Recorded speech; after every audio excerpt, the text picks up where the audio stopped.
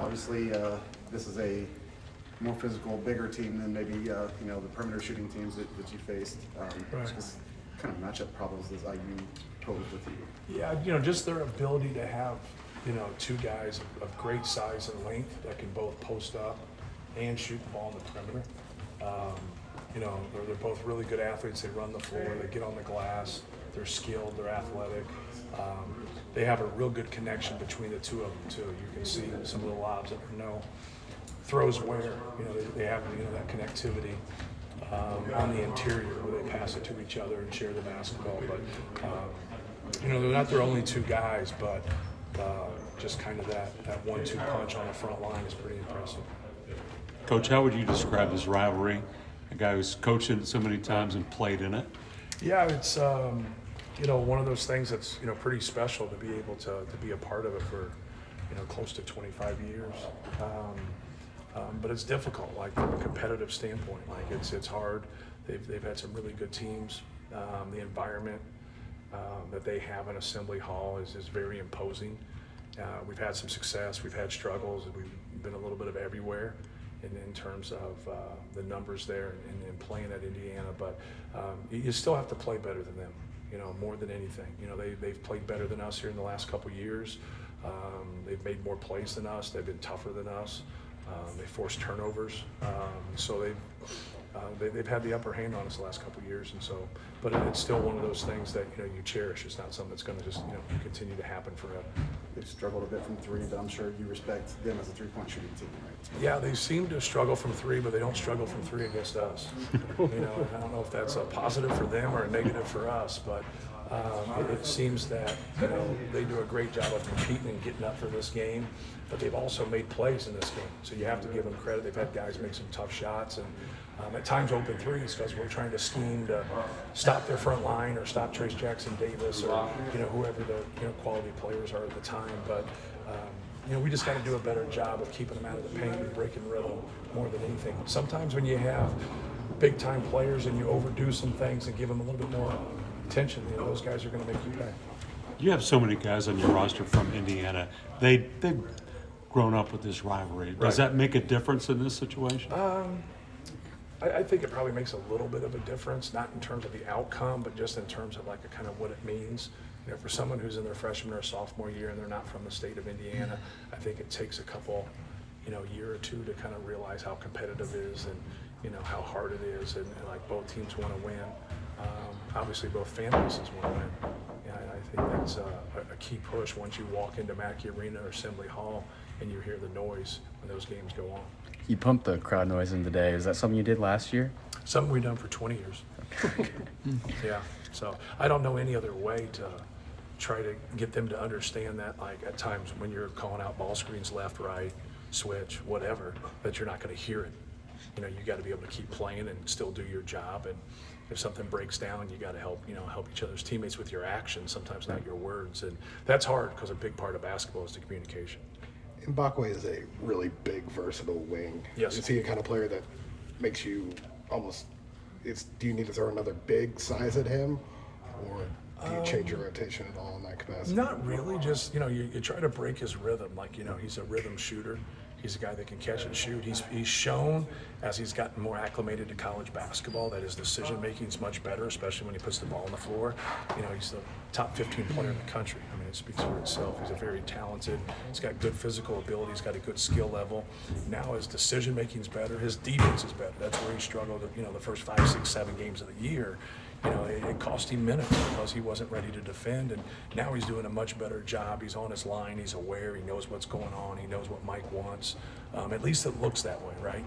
For a young guy, it's hard. It's always hard, but you got to have that kind of a talent and that kind of skill in the game. So as a coaching staff, they look like they've gotten that figured out, and he's really made progress in that area.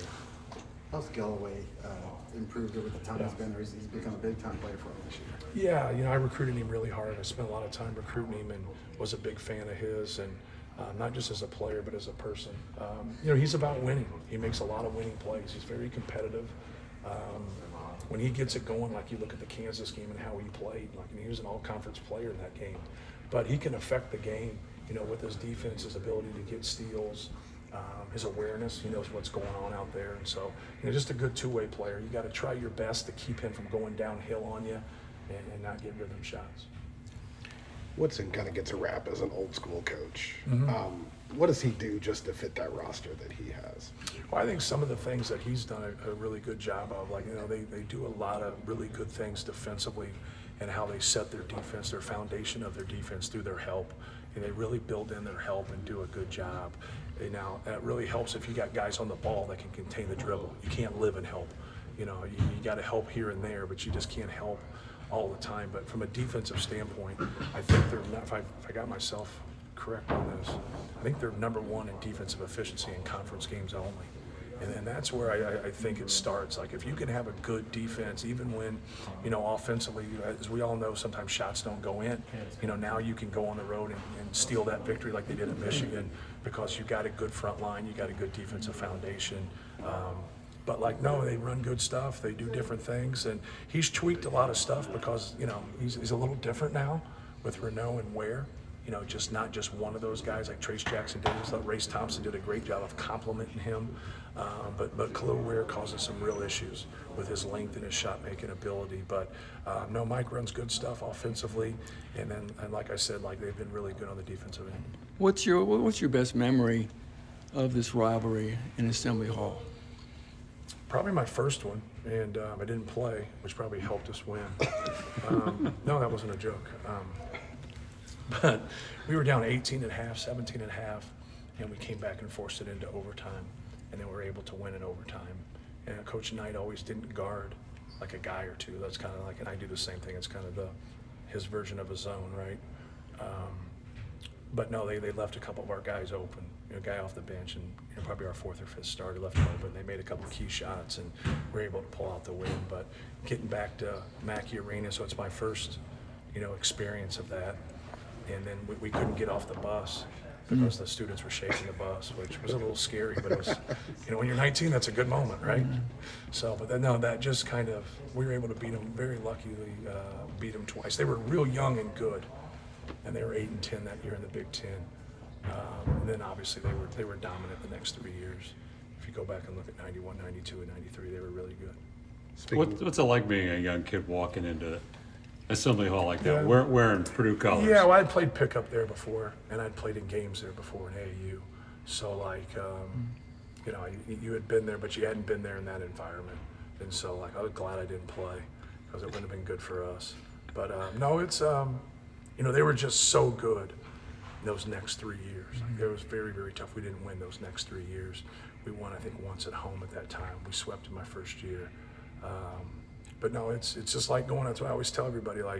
You can talk about those other leagues, but the environments in the Big Ten are big time. It's a little surreal walking in there as the head coach at Purdue. Touching on that, Smith and Lawyer, it'll be their second game there then. Yeah. Are you way more prepared the second time now that they've seen it once? Yeah, they've been in a lot of big time games. If you look at what they've done, in non-conference and just, winning the league last year and playing in those venues, and everything's a learning experience. Even going this year, we're 1 and 2 on the road. So we got to play better. We got to play better. We didn't play very well at Nebraska, and then defensively we weren't very good at Northwestern. I thought we did a better job against Maryland at the time, but we got to, be ready to play. Both those guys are good players. They've been, through it. They've had a lot of experiences, even as young players. So, we expect them to play great. Could you describe Will Berg's acclimation to the team, coming from Sweden a couple years ago? Yeah, he's been really good, to be frank with you. He missed 4 to 5 months last year with bone spurs, and so that slowed him down a little bit. He goes against Zach every day, and that's really helped him. But he's got a great attitude. He's physically gotten better. His skill level's better, just across the board. He just keeps working, and it's very frustrating because, obviously Zebo goes to the league. He's going to have a chance to play, and now he doesn't, and now he's not in that position. But yet, he doesn't drop his head. He doesn't use that as an excuse. He just keeps working every single day, and he's going to help us win some basketball games. There's no question about that. I think obviously these guys know the stakes with the Big Ten standings going into this game. They know this is a big deal, but you kind of have to level it out and say, in the grand scheme of things, this is just another game. Yeah, it's just, it's preparing from a schematic standpoint for the game. It's preparing from a competitive standpoint. It's like, who's going to be the smarter team and who's going to be the tougher team? Just whacking people and getting fouls isn't very tough. It's stupid. Like go out there and be physical without fouling. Be physical and be functional. I can play physical basketball and not let my man catch. I can play physical basketball and not let my man get a rebound without fouling. So I think sometimes that gets lost in games, and all of a sudden you get some quality players that get into foul trouble because they jump over the fight. Like you got to keep things in perspective.